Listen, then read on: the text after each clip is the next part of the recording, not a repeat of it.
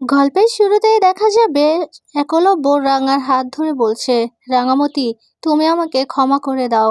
তোমার কাছে আমার ক্ষমা চাইতেই হবে। আমি অনেক অন্যায় করেছি, তোমাকে আমি এতদিন অনেক অবিশ্বাস করেছি, কিন্তু আর না। এখন থেকে তোমাকে আমি আর কোনো অবিশ্বাস করব না। এখন থেকে তোমার আর আমার জীবন নতুন করে সাজাবো। তুমি প্লিজ দয়া করে আমাকে ক্ষমা করে দাও। তোমাকে আর কোনোদিনও আমি অবিশ্বাস করব না। সবকিছুর পরে আমি তোমাকে নিয়ে নতুন করে সংসার সাজাবো। তুমি আমাকে ক্ষমা করে দাও রাঙা। এই কথা বলাতেই রাঙা বলছে, উড়ানবাবু তুই কি বলছিস? আমি তোকে ক্ষমা তো করে দিয়েছি, আমার তোর উপর আর কোনো অভিযোগ নাই রে। এরপর একলব্য বলছে, তুমি কি মন থেকে বলছো? তুমি যদি ক্ষমা না করো তাহলে কিন্তু আমি মরেই যাব। এই কথা বলাতেই রাঙা নিজের হাত দিয়ে একলব্যর মুখে চেপে ধরে, বলছে, উড়ানবাবু এসব কথা বলিস না রে। এই কথা বলে রাঙা একলব্যকে জড়িয়ে ধরে কাঁদতে থাকে।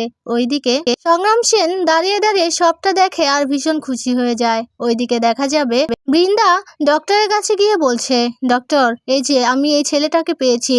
এই ছেলেটার হাইট আর শরীরের কালার সমস্তটাই একলব্যর সাথে ম্যাচিং হয়েছে। আপনি শুধু একলব্যর ফেসটা ওর ফেসে বসিয়ে দেবেন। এই কথা বলাতেই ডক্টর বাবু সেই ছেলেটাকে দেখতে চায়, আর তখনই সেই ছেলেটা ডাক্তার বাবুকে নিজের চেহারাটা দেখায়। এরপর ডাক্তার বাবু দেখে বলছে, হ্যাঁ কিছুটা মিলে যায়, তবে আপনি কোনো চিন্তা করবেন না, আমি একেবারে একলব্য বসুর ফেসই আমি এই ছেলেটাকে দেব, আপনি কোনো চিন্তা করবেন না। এই কথা শুনে বৃন্দা ভীষণ খুশি হয়। ওইদিকে দেখা যাবে একলব্য ব্যাগপত্র গোছাচ্ছে। এরপরই রাঙা সেখানে আসে। রাঙা এসে একলব্যকে বলছে, জানিস তো উড়ান বাবু, আমাদের দুদিন ঘোরার জন্য অনুমতি দিয়ে দিয়েছে। আমি কথা বলে এসেছি, আর আর কোচ স্যার তো আগে বলে রেখেছিল, এই কারণে আর কোনো অসুবিধা হয়নি। এই কথা শুনে একলব্য বলছে, সংগ্রাম সেন বলে রেখেছিল। এরপর রাঙা বুঝতে পারে একলব্য সংগ্রামের কথা শুনে একটু মন খারাপ করে। এরপর রাঙা একলব্যকে বলছে, উড়ানবাবু, তুই না আমাকে এতদিন অনেক অবিশ্বাস করেছিলি আমার কোচ স্যারকে নিয়ে। শোন, তুই আর আমাকে সন্দেহ করবি না, এটা কিন্তু আমাকে কথা দিয়েছিলি। কি রে বল, আর আমরা কোথায় যাব এটা তো এখনো বললি না আমাকে। এই কথা বলাতে একলব্য চুপ হয়ে আছে দেখে রাঙার মনটাও ভীষণ খারাপ হয়ে যায়। এরপর একলব্য হেসে দেয়, এরপর রাঙাও হেসে দেয়। একলব্যকে হাসি খুশি দেখে রাঙা ভীষণ খুশি হয়ে যায়। ওইদিকে দেখা যাবে সেই ছেলেটাকে একলব্যর ফেস দেওয়ার জন্য ডক্টর তার কাজ শুরু করে দিয়েছে। এরপর স্যাম ফোন করে বৃন্দাকে ফোন করে বলছে, বৃন্দা তুমি কোথায় আছো? তুমি এক্ষুনি ওই মালয়েশিয়া থেকে চলে যাও, না হলে তুমি অ্যারেস্ট হবে। এই কথা বলাতেই বৃন্দা বলছে, স্যাম তোমাকে তো আমি একটা কথা বলিনি, আমি এখানে একটা মিশনে এসেছি। মিশনটা সাকসেসফুল হই, তারপর আমি তোমাকে সবটা জানাবো। আর তুমি আমাকে নিয়ে একদম চিন্তা করো না, আমি চলে যাব, আমার কোনো সমস্যা হবে না। আর আমি মিশনটা কমপ্লিট করে তারপরই যাব। ওইদিকে দেখা যাবে সবাই তো ভীষণ খুশি।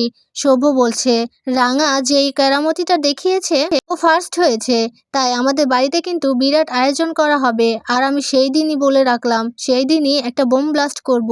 এই কথা শুনে সবাই অবাক হয়ে যায়। তখনই সেখানে ময়না আর সার্থকী আসে। সার্থকী এসে সভ্যকে বলছে, কিরে বর্দা ভাই, তুই আবার কি বম ব্লাস্ট করবি? এরপর সভ্য বলছে, রাঙা যেদিন বাড়িতে আসবে তারপরে আমরা কিন্তু অনেক বড় করে আয়োজন করে ঘটা করে সবাইকে নিমন্ত্রণ করব, আর সবার সামনেই আমি এই কথাটা বলে দেব। এই কথা শুনে সবাই বলছে, কি হলো, কি বলবি সেটাই তো আমরা বুঝতে পারছি না, আমাদেরও একটু বল, তুই ওই দিন কি করবি, কি প্ল্যান আছে তোর? এরপর সার্থকীকে সভ্য বলছে, কিরে সার্থকী, যা তুই এই শার্টটা চেঞ্জ করে আয়। আর এই ময়না, তুমি ওকে খুব সুন্দর দেখে একটা পাঞ্জাবি বের করে দাও, কারণ প্রেস মিডিয়ার লোকজন আসবে তো এভাবে এইসব জামা কাপড় পরে ওদের সামনে যাস না। এই কথা শুনে ভীষণ খুশি হয় ময়না বলছে, ঠিকই তো, চলো সার্থকী, তোমাকে সুন্দর একটা পাঞ্জাবি বের করে দেবো, আর আমি সুন্দর করে একটু সেজে গুজে আসবো।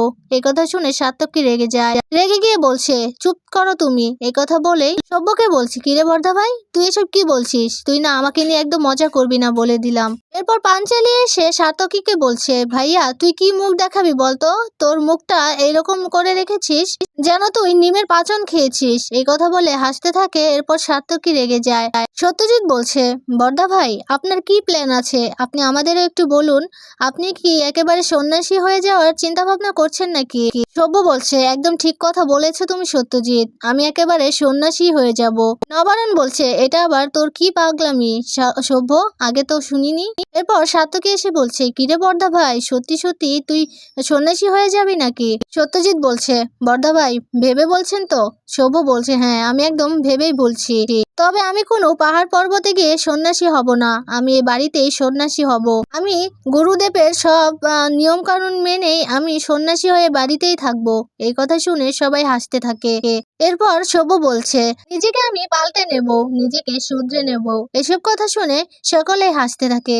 এরপর প্রমিতা বলছে, তুই কি কথা বলে যাচ্ছিস বলতো সভ্য, আমাকে একটু খুলে বল, তুই এমন কেন করছিস? আর ঠিক সেই মুহূর্তে দেখা যাবে সত্যজিৎ বাবুর ফোনটা বেজে ওঠে।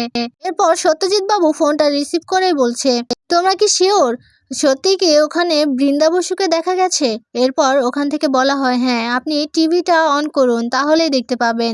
এরপর সত্যজিৎ বাবু ফোনটা রেখে অদিতিকে বলে, অদিতি টিভিটা একটু অন করো। একথা বলাতেই টিভিটা অন করতেই সবাই টিভির সামনে বসে যায়। এরপর টিভিতে নিউজ দেখানো হচ্ছে, চ্যাম্পিয়নশিপে যে মেয়েটা খেলার কথা ছিল সেই মেয়েটাকে কিডন্যাপ করা হয়েছিল, আর কিডন্যাপ করে সে মেয়েটার বদলে আরেকজন খেলতে গিয়েছিল। সেই দুজনের ছবি একত্র করে দেখানো হচ্ছে নিউজ চ্যানেলে। সেইখানে বৃন্দার ছবি দেখে তো অবাক হয়ে যায় সবাই। ছদ্মবেশী বৃন্দাকে দেখে সবাই চিনে ফেলে। এরপর ময়না বলছে, এটা তো বর্দি ভাই, এটাও করতে পারলো।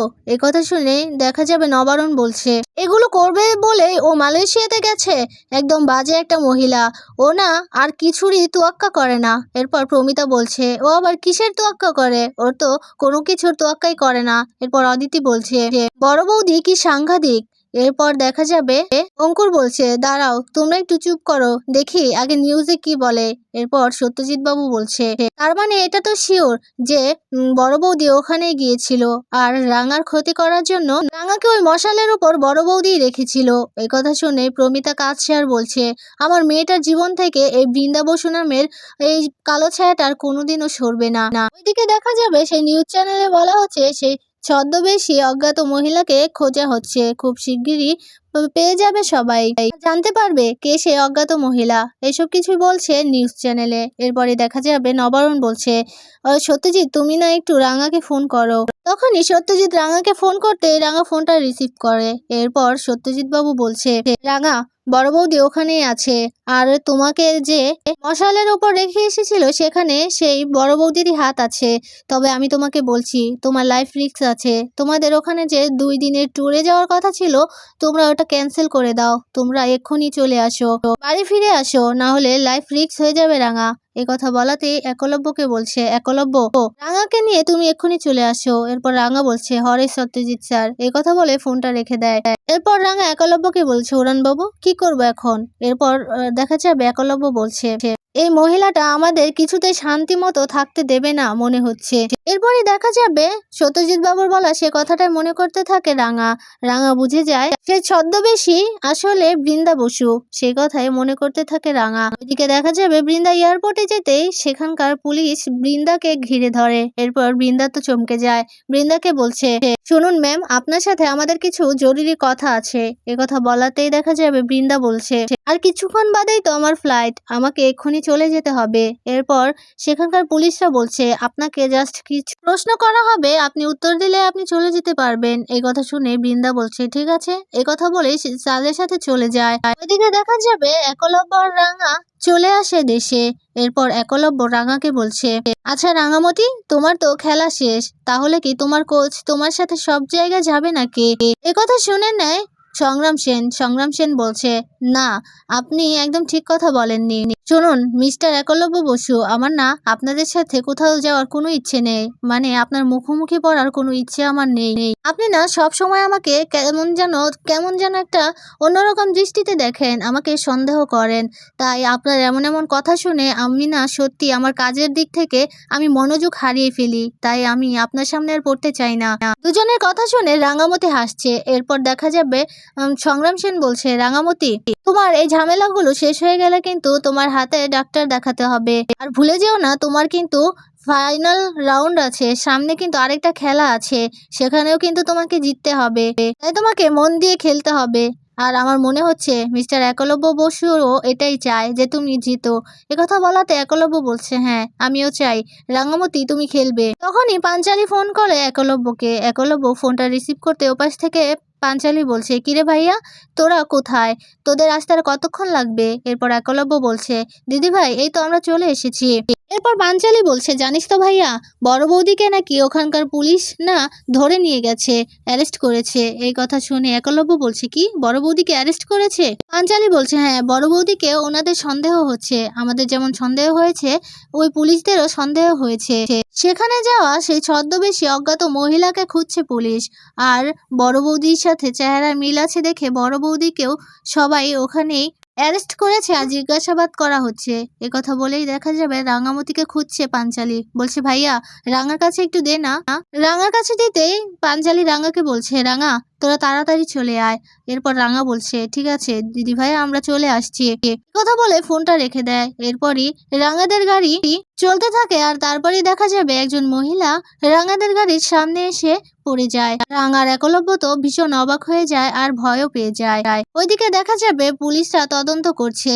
বৃন্দাকে বলছে, আপনাকে লাস্ট দেখা গিয়েছিল সেই ম্যাচের ওখানে, সেই মাঠের বাইরে আপনি কি করছিলেন? আর তারপরে তো আপনাকে কোথাও দেখা যায়নি, তাহলে আপনি কোথায় গিয়েছিলেন?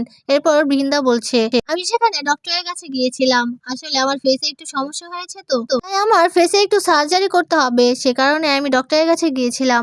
আর আপনাদের যদি বিশ্বাস না হয়, আপনারা সবকিছু চেক করতে পারেন। আর আমি এখানে ট্যুরে এসেছি, তাতে আপনাদের এত প্রবলেম কি হচ্ছে? আপনারা কেন আমাকে এখানে নিয়ে এসেছেন? আর আপনাদের যদি বিশ্বাস না হয়, আমি এক্ষুনি তার প্রেসক্রিপশনটা দেখতে পারেন। এই কথা বলেই বের করে দেয় সেটা। এরপর পুলিশ অফিসাররা দেখে। এদিকে বৃন্দা মনে মনে হাসছে আর সেই কথাগুলোই মনে করছে। ডক্টরবাবুকে বলেছিল, ডক্টর, আপনি আমাকে একটা প্রেসক্রিপশন লিখে দিন, যদি না দেন তাহলে আমি এই দেশ থেকে কিছুতেই বেরোতে পারবো না। ডক্টরবাবু একটা প্রেসক্রিপশন লিখে দেয় বৃন্দাকে। এটাই এনে দেখায় সেই পুলিশ অফিসারদের। আর তারপর দেখা যাবে অফিসার বলছে, হ্যাঁ, প্রেসক্রিপশনটা তো ঠিকই। এই কথা বলাতেই বৃন্দা বলছে, আপনাদের বিশ্বাস না হলে আপনি ডক্টরকে ফোন করুন। অফিসার আরেকজনকে বলছে, হ্যাঁ, তুমি ফোন করো এক্ষুনি। কথা বলাতেই আরেক অফিসার ফোন করে সেই ডাক্তারকে। ডাক্তার ফোনটা তুলেই দেখা যাবে সেই অফিসার বলছে, আপনি বৃন্দা বসু নামের কোন রোগীকে চিনেন? আপনার কাছে গিয়েছিল? কথাই জিজ্ঞেস করতে সেই ডক্টর বলছে, হ্যাঁ। ওইদিকে একলব্যর ফেস বসাতে সেই ছেলেটার চিকিৎসা করছে ডক্টর। এদিকে অফিসাররা সব প্রমাণ পেয়ে এরপর দেখা যাবে বৃন্দা বলছে, তাহলে এবার তো প্রমাণ হলো, এবার তো আমি আসতে পারি নাকি? এরপর অফিসাররা বলছে, হ্যাঁ ম্যাম, আপনি এবার আসতে পারুন। এর কথা বলতেই বৃন্দা সেখান থেকে হাসতে হাসতে বেরিয়ে যায়। ওইদিকে দেখা যাবে রাঙা, একলব্য আর সংগ্রাম সেন গাড়ি থেকে নেমে সেই মহিলাটাকে ধরে উঠাচ্ছে। এরপর সেই মহিলার মেয়েটাও সে ধরে ফেলেছে সেই মহিলাটাকে। রাঙা বলছে, তোর তো কোথাও লাগেনি, তুই ঠিক আছিস তো? এরপর সেই মহিলাটা বলছে, হ্যাঁ ঠিক আছে। এরপর মেয়েটা বলছে, আসলে আমার মা চোখে দেখে না। একলব্য বলছে, আপনার মা যেহেতু চোখেই দেখে না, তাহলে ওনাকে এভাবে ছেড়ে রেখেছেন কেন? এরপর সেই মহিলাটা বলছে, আসলে আমি ভেবেছি আমার পাশ দিয়ে আমার ছেলে যাচ্ছে, তাই তো আমি ছুটছিলাম। এই কথা শুনে রাঙা বলছে, আপনার ছেলে? আপনার ছেলের কি হয়েছে? কোথায় আছে আপনার ছেলে? এরপর সেই মেয়েটা বলে, আসলে আমার দাদাকে 15 দিন ধরে খুঁজে পাওয়া যাচ্ছে না। ওকে অনেক জায়গায় খুঁজেছি, অনেক খোঁজ খবর নিয়েছি, কিন্তু কোথাও খুঁজে পাচ্ছি না। একলব্য বলছে, কেন খুঁজে পাচ্ছেন না কেন? কোথায় যেতে পারে উনি? এরপর সে মেয়েটা বলছে, আসলে জানি না তো, বাড়ি থেকে বেরিয়েছিল, কিন্তু তারপর থেকে আর কোনো খোঁজ খবর মিলেনি। অনেক খোঁজাখুঁজি করেছি। আর আমার দাদাকে দেখবেন, আমার দাদার একটা ফটো আছে। এই কথা বলে সেই মেয়েটা একটা ছবি বের করে দেয়। এরপর রাঙা সেই ছবিটা দেখতে থাকে, দেখে মনে মনে বলতে থাকে, এই ছেলেটা কোথায় যেতে পারে, কোথায় আছে এই ছেলে? ওইদিকে দেখা যাবে বৃন্দা এয়ারপোর্ট থেকে বেরিয়েই ফোন করেছে সে ডাক্তারকে। বৃন্দা বলছে, ডক্টর বাবু, আপনি আপনার কাজ শুরু করুন, আপনি টাকা নিয়ে একদম ভাববেন না, আপনার অ্যাকাউন্টে ঠিক টাকা চলে যাবে। এরপর ডাক্তার বলছে, ঠিক আছে, আমি একলব্যর ফেসটাই এই ছেলেটার ফেসে বসিয়ে দেব, আপনি কোনো চিন্তা করবেন না, কেউ বুঝতেই পারবে না যে এটা একলব্য বসু না, আর আমার টাকাটা অ্যাকাউন্টে পাঠিয়ে দেবেন। বৃন্দা বলছে, ঠিক আছে। এই কথা বলে ফোনটা রেখে দেয় আর রেখে দিয়েই হাসছে বৃন্দা।